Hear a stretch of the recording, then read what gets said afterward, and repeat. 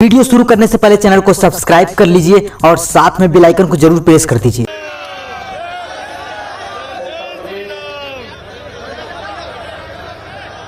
ग्राम उत्कर्ष समारोह के आज के समारोह में मंच पर उपस्थित मंत्रिमंडल में मेरे वरिष्ठ सहयोगी, प्रदेश सरकार के ग्राम विकास विभाग के मंत्री श्री राजेंद्र प्रताप सिंह उर्फ मोती सिंह जी, पंचायती राज विभाग के मंत्री चौधरी भूपेंद्र सिंह जी, प्रदेश के श्रमिकों, फुटपाथ विक्रेताओं और अंतिम पायदान पर बैठे हुए लोगों के जीवन के लिए निरंतर कार्य कर रहे श्रम और सेवायोजन विभाग के मंत्री श्री स्वामी प्रसाद मौर्य जी, जिनके कार्यकाल में प्रदेश के वन आच्छादन ने एक नया कीर्तिमान स्थापित किया है, प्रदेश के पर्यावरण और वन मंत्री श्री दारा सिंह चौहान जी, हर हाथ को काम और हर खेत को पानी के संकल्प को जिन्होंने निरंतर अपने मेहनत से आगे बढ़ाया है, प्रदेश के जल शक्ति मंत्री डॉक्टर महेंद्र सिंह जी, प्रदेश के खेलकूद युवा कल्याण विभाग के मंत्री और पंचायती राज विभाग के भी राज्य मंत्री श्री उपेंद्र तिवारी जी, ग्राम विकास विभाग में राज्य मंत्री और संसदीय कार्य विभाग के भी राज्य मंत्री श्री आनंद स्वरूप शुक्ला जी, अपर मुख्य सचिव पंचायती राज श्री मनोज कुमार सिंह जी, माननीय विधायक श्री पूर्ण प्रकाश जी, पंचायती प्रकोष्ठ के प्रदेश के संयोजक श्री रमेश सिंह जी, पंचायत प्रतिनिधि के इस सम्मेलन में उपस्थित प्रदेश के प्रत्येक जनपद से आए हुए सभी सम्मानित ग्राम प्रधान, पंचायत प्रतिनिधिगण, पंचायत सहायकगण, ग्राम विकास से जुड़े हुए भाइयों बहनों, आप सभी प्रदेश के गांव-गांव से यहां पर आए हैं। मैं सबसे पहले प्रदेश की राजधानी लखनऊ में आपके आगमन के लिए आपका हृदय से स्वागत भी करता हूं, अभिनंदन भी करता हूं। ठीक कहा स्वामी प्रसाद जी ने कि आप भी एक सरकार है। और भाइयों बहनों, सही मायने में सरकार आपके कार्य क्षेत्र में ही कार्य करती है, यानी विकास की धुरी का आधार कोई बनता है तो देश के यशस्वी प्रधानमंत्री श्री नरेंद्र मोदी जी ने जो कहा था कि हमारी ग्राम पंचायत में ग्राम विकास की धुरी बननी चाहिए, उस धुरी के आधार आप ही हैं। और इसलिए आज आप जब लखनऊ में आए हैं तो आपसे इन्हीं मुद्दों पर चर्चा करने के लिए हम लोगों ने आज ये सम्मेलन यहां पर आयोजित किया। ग्राम उत्कर्ष समारोह हो सके। आप सब जानते हैं कि हम लोगों ने प्रदेश के अंदर 2018 में ग्राम पंचायतों में अच्छा कार्य करने वाली कुछ ग्राम पंचायतों को सम्मानित करना प्रारंभ किया था। आज 346 ग्राम पंचायतों से सम्मानित हुई है, जिनमें से 5 ग्राम प्रधानों को मंच पर बुलाकर के भी सम्मान दिया गया। और अभी 3 नए कार्यक्रम तो हुए हैं, बाकी कार्यक्रमों की श्रृंखला भी बाद में घोषित होने वाली है, मैं भी थोड़ी देर में बताऊंगा। लेकिन जिनमें 42,478 नए ग्राम सचिवालयों का निर्माण हुआ है, उसका लोकार्पण का कार्यक्रम भी यहां पर संपन्न हो रहा है। मैं इन सभी ग्राम प्रधानों को हृदय से बधाई देता हूं, अपनी शुभकामनाएं देता हूं।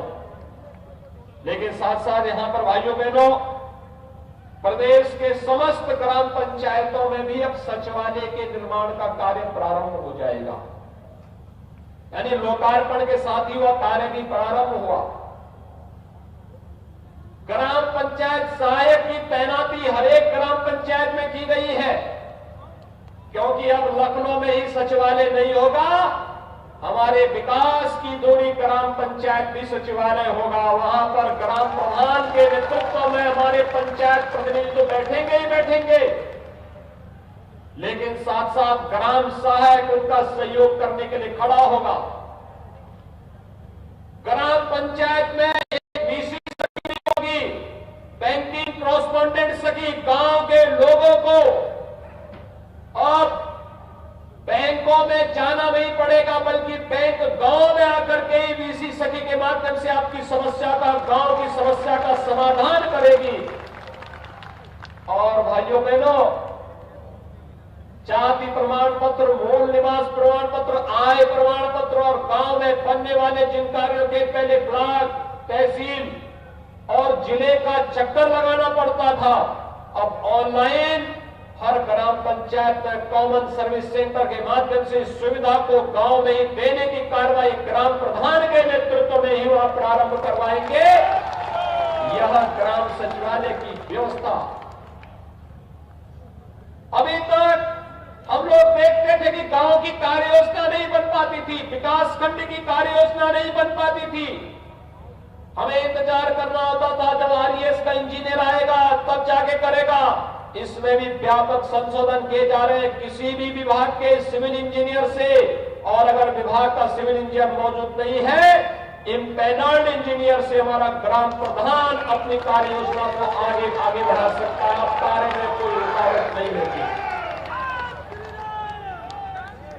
और भाइयों बहनों, मैंने इसलिए आपकी इस ताकत को पहचाना है। मुझे याद है नया चुनाव हुआ था और मैं सहारनपुर गया था। सहारनपुर में जब मैं गया था तो मैं वहां एक गांव में गया था, और उस समय हम लोगों ने निगरानी समिति गठित की थी। ग्रामीण क्षेत्र में ग्राम प्रधान उसका नेतृत्व कर रहा था, आंगनबाड़ी, आशा वर्कर, एएनएम, पंचायत के प्रतिनिधि, सभी लोग उनके साथ में थे। और मैंने उस समय देखा था कि कोरोना को नियंत्रित करने के लिए जितना अच्छा कार्य आप लोगों ने उस समय किया था, इस पूरी टीम ने निगरानी समिति के साथ मिलकर किया था, इसके लिए भी मैं आपका अभिनंदन करता हूं। मैंने देखा था जब मैं सहारनपुर के उस गांव में गया था, महिला ग्राम प्रधान थी। और भाइयों बहनों, जब मैंने पूछा वहां पर, मैंने कहा अपने गांव में कोरोना को नियंत्रित करने के लिए क्या चल रहा है, तो उन्होंने कहा कि हमारे गांव में एक व्यक्ति कोरोना पॉजिटिव पाया गया है। उसको हमने घर के बाहर, घर में चूंकि रहने की ज्यादा व्यवस्था नहीं थी, इसलिए पंचायत भवन में हमने रखा है। मैंने कहा भोजन कहां से आता है, तो ग्राम प्रधान ने कहा मैं अपने घर से भोजन ला करके उसको खिलाती हूँ। सुबह चाय पानी कराती हूँ, दोपहर में भोजन, रात्रि को भोजन भी करवाती हूँ। भाइयों बहनों, सचमुच मेरे मन में एक सम्मान का भाव जागृत हुआ। कहने के लिए वह ग्राम प्रधान भी अपनी जिम्मेदारी से उबर सकती थी। कोरोना का भय उसको भी था, हमारे आंगनबाड़ी को भी है, हमारी आशा कार्यकर्ती को भी है, हमारे जो एएनएम तैनात थी उनको भी था। लेकिन इन सब ने स्वयं की जान की परवाह के बगैर एक एक व्यक्ति को जान बचाने के लिए प्राण से कार्य किया। और प्रधानमंत्री जी की मंशा यही थी, जीवन भी बचाएंगे, जीविका को भी बचाएंगे और कोरोना को भारत से भगाएंगे। आपका इस संकल्प चरितार्थ तो हुआ। भाइयों बहनों, मुझे आप सबसे अपील करनी है कि हम लोग प्रदेश सरकार से आपके विकास में पैसे की कमी कहीं आड़े नहीं आने देंगे। विकास कार्य के लिए पर्याप्त मात्रा में पैसा प्राप्त होगा और ग्राम प्रधान और पंचायत प्रतिनिधि, चाहे वो आप क्षेत्र पंचायत के हमारे प्रमुख हो, जिला पंचायत के अध्यक्ष और सदस्य हो, विकास कार्य के लिए पर्याप्त पैसा प्राप्त होगा। किसी भी व्यक्ति को, किसी भी संस्था को शोषण करने का अधिकार नहीं देंगे और विकास कार्य में एक नई स्वस्थ प्रतिस्पर्धा खड़ी होनी चाहिए। प्रधानमंत्री मोदी जी की मंशा के अनुरूप अब हमें केवल स्मार्ट सिटी ही नहीं, स्मार्ट विलेज की तरफ भी जाना है, स्मार्ट गांव बनाने की ओर भी अग्रसर होना है। और इस स्मार्ट गांव बनाने के लिए आज मैं आपका आह्वान कर रहा हूं। भाइयों बहनों, स्मार्ट गांव की इस परिकल्पना को साकार करिए और पुरस्कार राज्य सरकार आपको इसी प्रकार से और अच्छे ढंग से आगे बढ़ा करके देगी। क्योंकि उत्तर प्रदेश के अंदर गांव का विकास हो गया तो समझो उत्तर प्रदेश नंबर 1 की लड़ाई देश के अंदर जीत जाएगा। हम लोगों ने पिछले 5 वर्ष के अंदर हमारी जो टीम मंच पर है, जो हमारे मंत्री है, इन सब ने अपने विधायकों के साथ, सांसदों के साथ, भारत सरकार के साथ मिलकर के अथक प्रयास किया है। जो उत्तर प्रदेश पहले जहां पर लोग आने से डरते थे, आज किसी को कोई भय नहीं। उत्तर प्रदेश सबके साथ, सबको एक साथ स्वागत करने के लिए उतावला है। अब उत्तर प्रदेश में या तो पेशेवर अपराधी डरेगा या फिर कोरोना डरेगा। उत्तर प्रदेश में आज निवेश हो रहा है, विकास के बड़े बड़े कार्य हो रहे हैं। उत्तर प्रदेश में नौजवानों को रोजगार और नौकरी मिल रही है। कल ही आपने देखा होगा प्रधानमंत्री मोदी जी ने शिव के त्रिशूल पर टिकी काशी में भगवान विश्वनाथ के भव्य धाम के लोकार्पण के कार्यक्रम को राष्ट्र को समर्पित किया। आपने देखा होगा इससे पहले पूर्वी उत्तर प्रदेश में सिंचाई की देश की सबसे बड़ी परियोजना सरयू नहर राष्ट्रीय परियोजना को देश को समर्पित किया। इससे पहले लखनऊ से गाजीपुर तक पूर्वांचल एक्सप्रेसवे राष्ट्र को समर्पित किया। 18 तारीख को मेरठ को प्रयागराज से जोड़ने वाले 12 जनपदों से जाने वाली गंगा एक्सप्रेसवे का शिलान्यास प्रधानमंत्री जी करने जा रहे हैं। भाइयों बहनों, विकास रुकेगा नहीं, तीव्रता के साथ आगे बढ़ेगा और ये विकास ही न केवल हम सबके जीवन में बल्कि हमारे आने वाली पीढ़ी के जीवन में भी व्यापक परिवर्तन का कारक बनेगा। और इस विकास में हम सबको सहभागी बनना है, मिलकर के सहयोग करना है, तकनीक को अधिक से अधिक अपनाना है और तीव्रता के साथ अगर हमारा गांव, अब हमारी ग्राम पंचायत स्मार्ट गांव की परिकल्पना को साकार करता है तो भाइयों बहनों, आप देखना भारत को दुनिया की नंबर 1 की ताकत बनने में और उत्तर प्रदेश को देश की नंबर 1 की ताकत बनने में कोई देर नहीं लगेगी। और इसके लिए आप सबको प्रयास करना होगा, सबको मिलकर के चलना होगा। गांव में साफ सुथरा माहौल हो, गांव में अच्छी सड़क हो, जल निकासी की व्यवस्था हो, जल जीवन मिशन से जुड़े हुए कार्यक्रमों को हम व्यवस्थित रूप से हर घर नल के रूप में लागू करने का कार्य कर रहे हैं। आधी बीमारी तो गंदगी के कारण होती है, आधी बीमारी प्रदूषित जल के कारण होती है और सरकार स्वच्छता के लक्ष्य को प्राप्त करने के लिए 2018 में शौच से मुक्त गांव, हमने 2018 में इस लक्ष्य को प्राप्त कर दिया। लेकिन अभी भी गांव में जो सॉलिड वेस्ट होता है, गांव का कूड़ा एक जगह खाद के गड्ढे में निस्तारण करने की व्यवस्था हो, गांव की प्रॉपर जल निकासी की व्यवस्था हो, गांव में भी स्ट्रीट लाइट शहर क्षेत्र की तरह चमकता हुआ दिखाई देना चाहिए। रात्रि में लाइट जले लेकिन दिन में लाइट को बंद करने की व्यवस्था भी हो, पब्लिक एड्रेस सिस्टम हो, गांव के लोग सुबह और शाम भजन सुने और अगर कोई आवश्यक सूचना हो तो ग्राम सचिवालय के माध्यम से एक साथ गांव के लोगों को सूचना दी जा सके। पब्लिक एड्रेस सिस्टम, माइक की व्यवस्था गांव में भी लग सके, गांव की अपनी व्यवस्था संचालित होनी चाहिए। कैसे हम बनाएंगे, इस पर कार्य योजना बनाना। बहुत सारे ग्राम प्रधान मैंने देखे हैं, अच्छे पढ़े लिखे हैं, बहुत सारे लोग की बहुत अच्छी मल्टीनेशनल कंपनियों में काम करते थे, लेकिन गांव की सेवा के लिए ग्राम प्रधान बने हैं। बहुत सारे लोगों के पास अनुभव है, बहुत सारे लोगों के पास तमाम प्रकार की योग्यता है। इस योग्यता का लाभ भी तो मिलना चाहिए।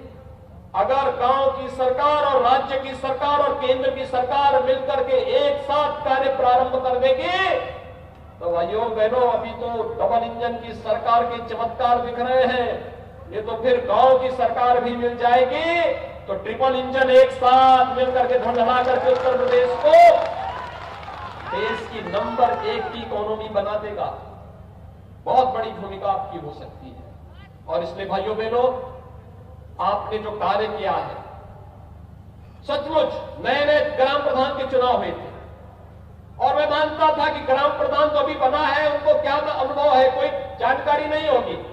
लेकिन जब मैं कोरोना की द्वितीय लहर के दौरान, जब पूरा देश और पूरी दुनिया तप रही थी, मैं उसी में निकल गया था। लेकिन मैंने देखा था ग्राम प्रधान पूरी जिम्मेदारी के साथ कार्य कर रहे थे। शपथ भी नहीं हुआ था उस समय ग्राम प्रधानों का, लेकिन तब भी काम किया था लोगों ने। और भाइयों बहनों, वह आपकी ताकत दिख रही थी। हमारी ताकत हमारे कार्यों से दिखनी चाहिए, हमारा आकलन हमारे कार्यों से हो। और अपने कार्यों का उस समय आपने लोहा मनवाया था। मेरी तब से इच्छा थी कि हम लोग एक साथ मिलकर के इस परिकल्पना को साकार करने की दिशा में प्रयास प्रारंभ कर सके। आज भाइयों बहनों, प्रदेश अच्छी दिशा में आगे बढ़ रहा है। उत्तर प्रदेश तेजी के साथ आगे बढ़ रहा है। जब लोग कहते थे पंचायत चुनाव नहीं होने हैं, हमारी क्रिटिसाइज हो रही थी, हमने कहा नहीं कराएंगे पंचायत चुनाव, और पंचायत चुनाव हम लोगों ने करवा दिया। लोग कहते थे क्यों, क्या जरूरत आ पड़ी थी? हमने कहा ये संवैधानिक व्यवस्था है जी, आप नहीं समझ पाएंगे क्या जरूरत थी। जरूरत है, अगर हमें विकास कराना है तो विकास चुनावा जनप्रतिनिधि कराएगा, चुनावा जनप्रतिनिधि विकास कराएगा। और उस चुने हुए जनप्रतिनिधि को चुन करके आज हम सब यहां पर अभिभूत हैं। मुझे प्रसन्नता है कि आज यहां पर मुख्यमंत्री पंचायत प्रोत्साहन पुरस्कार भी यहां पर प्राप्त हुआ है। अब तक 1025 ग्राम पंचायतों को इसका लाभ प्राप्त हुआ है। भाइयों बहनों, आज जो यहां पर 42,478 ग्राम पंचायत भवन बने हैं, जो ग्राम सचिवालय में बदलने वाले हैं, इनका लोकार्पण हुआ है। और सभी 58,189 ग्राम पंचायतों में ग्राम सचिवालय के कार्य को आगे बढ़ाने की कार्रवाई ग्राम पंचायत सहायक उसमें सहभागी बनेगा, इस दिशा से प्रारंभ होने जा रहे हैं। यह कार्य तो यहां पर हुआ ही है, लेकिन साथ साथ मैं आप सबसे कहना चाहता हूं कि अब तक जून 2020 से अब तक भाइयों बहनों, ग्राम पंचायतों पर 5200 करोड़ रुपए खर्च हुए हैं विभिन्न कार्यों में।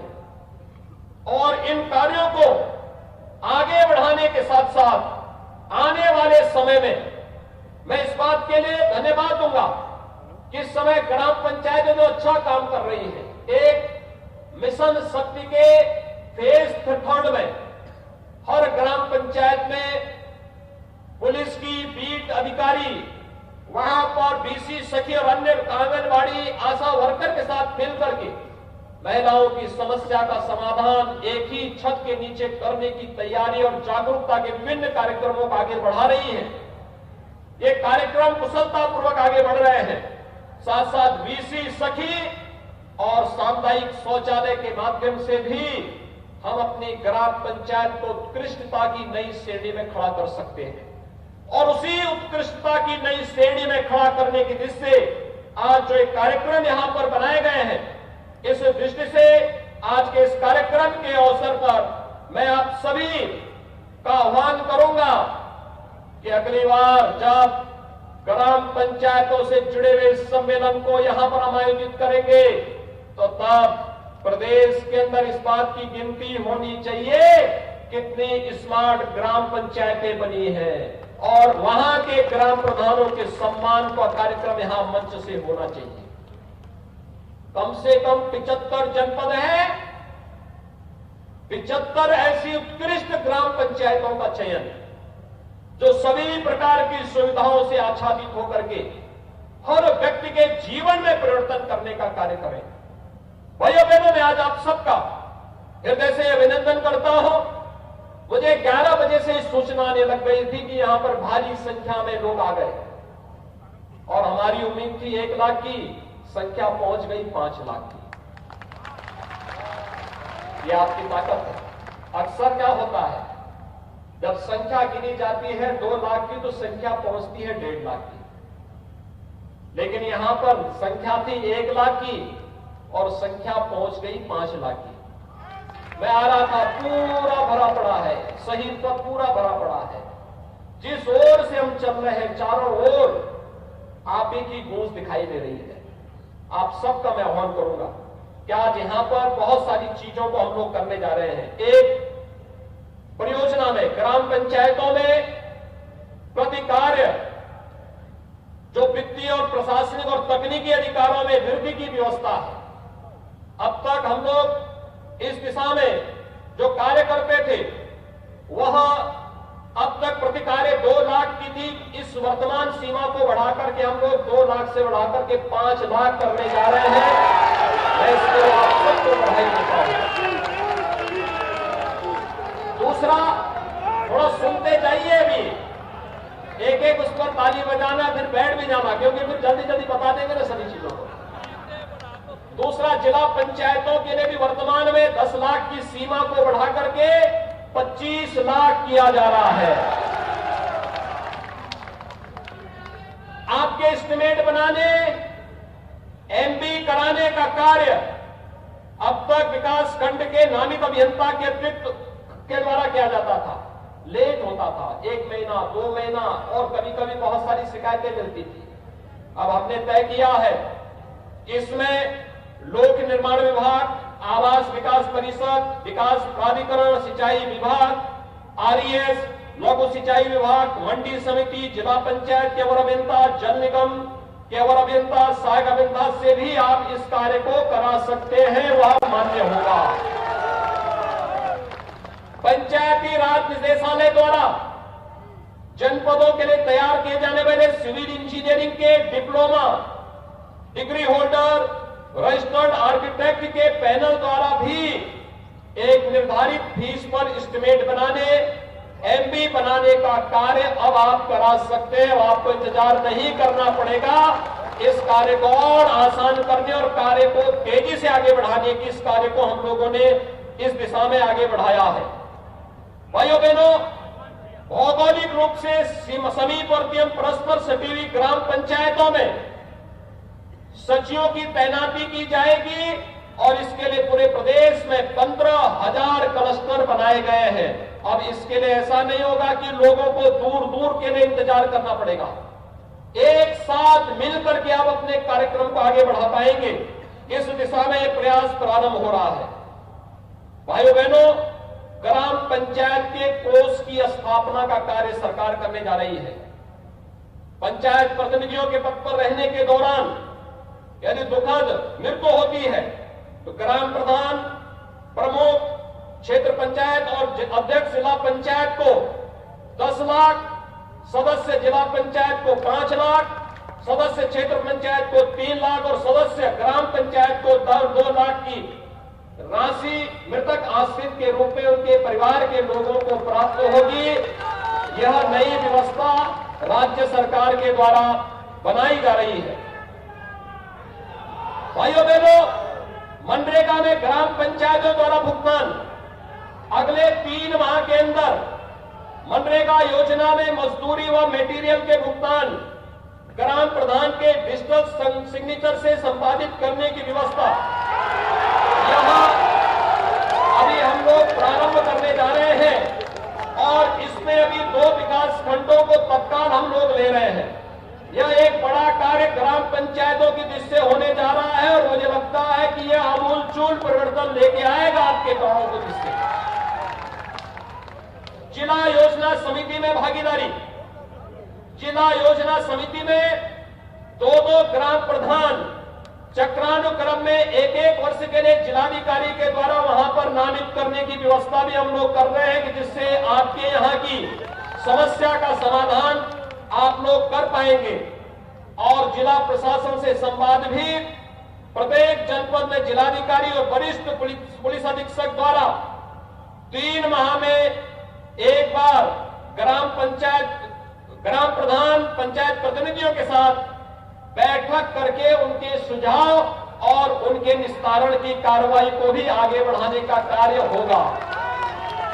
भाइयों बहनों, अब ये तो अब तक के विकास कार्यों का था।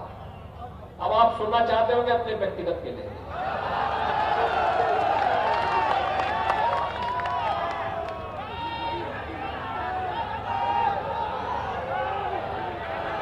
और इसके लिए पहले हम लोग आते हैं सदस्य ग्राम पंचायत का। ग्राम पंचायत के सदस्य को अब तक कोई मानदेय नहीं मिलता था। अब इसमें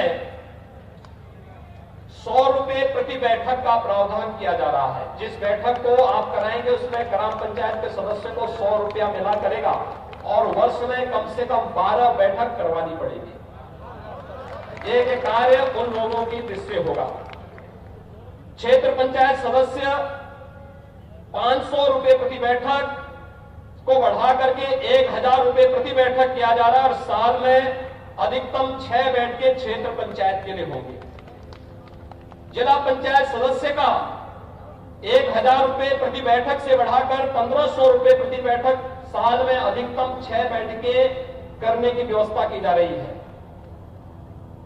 अब अध्यक्ष जिला पंचायत, प्रमुख क्षेत्र पंचायत और ग्राम प्रधान, इन तीनों के भी मानदेय में वृद्धि की जा रही है। ग्राम प्रधान का 3500 से बढ़ाकर के 5000 रुपए प्रति माह करने की व्यवस्था प्रदेश सरकार के द्वारा की जा रही है। प्रमुख क्षेत्र पंचायत का 9800 से बढ़ाकर के 11300 रुपए की जा रही है और अध्यक्ष जिला पंचायत का 14000 से बढ़ाकर के 15500 रुपया किया जा रहा है मानदेय। भाइयों बहनों, मैं इसके लिए आप सभी को हृदय से बधाई देता हूं, शुभकामनाएं देता हूं। अपने कार्यों के माध्यम से अपनी ग्राम पंचायतों को स्मार्ट ग्राम बनाने के क्रम में आप सभी योगदान देंगे। इसके लिए आप सभी को मैं हृदय से बधाई देता हूं। एक बार फिर से कोरोना कालखंड में आप बताएं कितने लोगों ने वैक्सीन लिया है। एक अपील मेरी तरफ से आप सबसे, प्रधानमंत्री अन्न योजना में वर्तमान में प्रदेश सरकार ने 12 दिसंबर से अन्न योजना वितरण की कार्रवाई प्रारंभ की है। हर जरूरतमंद को अन्न मिले, एक। दूसरा, ग्राम पंचायत में जिन लोगों ने वैक्सीन नहीं लिया है, कोरोना के खिलाफ इस लड़ाई को आगे बढ़ाने के लिए आवश्यक होगा कि हम लोग उन सभी लोगों को वैक्सीन लगाने के लिए तैयारी कर लें। यह आपकी कोरोना के खिलाफ लड़ाई में बड़ी भूमिका होगी। एक बार फिर से आप सबको मैं इस अवसर पर बधाई देता हूं, शुभकामनाएं देता हूं। धन्यवाद। जय हिंद। मेरे